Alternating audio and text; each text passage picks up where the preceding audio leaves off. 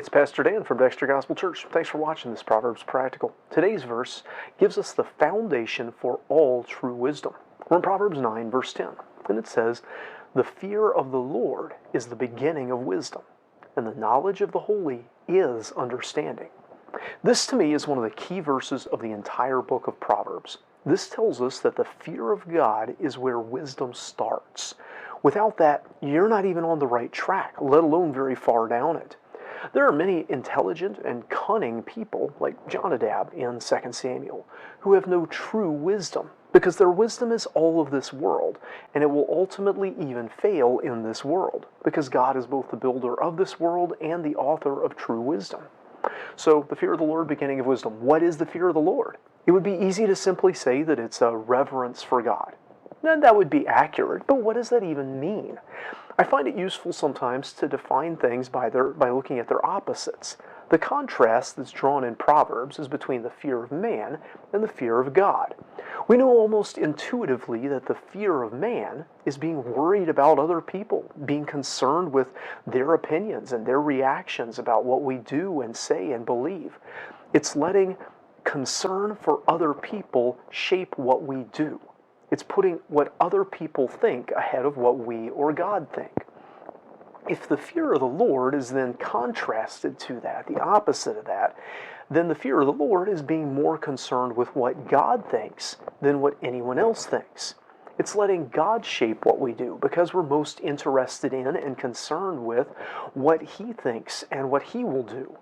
The fear of man is being concerned about the impact that people have on your life, on the judgment they'll pass on your words and actions.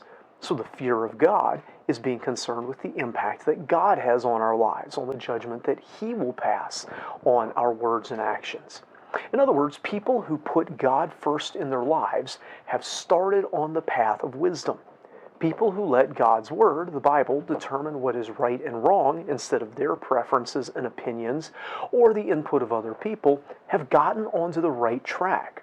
Those who do not live their lives shaped by what God would want and think and will do, those who don't care enough to even find out what God says about what He wants and thinks in the Bible, those people don't have wisdom, no matter how smart, intelligent they may be. The verse then goes on to say that the knowledge of the holy is understanding.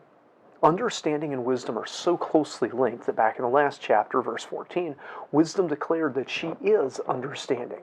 When understanding is viewed as something distinct from wisdom, I think it would have the idea of grasping how things work and how they fit together.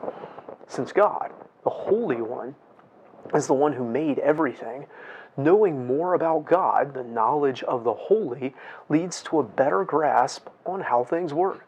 Ignoring God leads to not having a good handle on how things really work.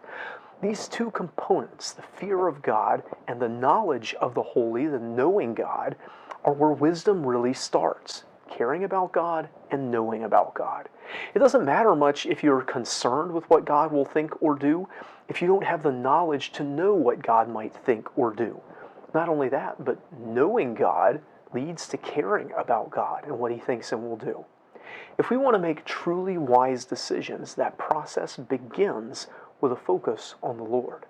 I hope this video is a help to you. If so, give it that thumbs up. If you haven't yet, subscribe to our channel for more comments on the Scriptures. Until next time, I hope you stay well and live by the fear of the Lord.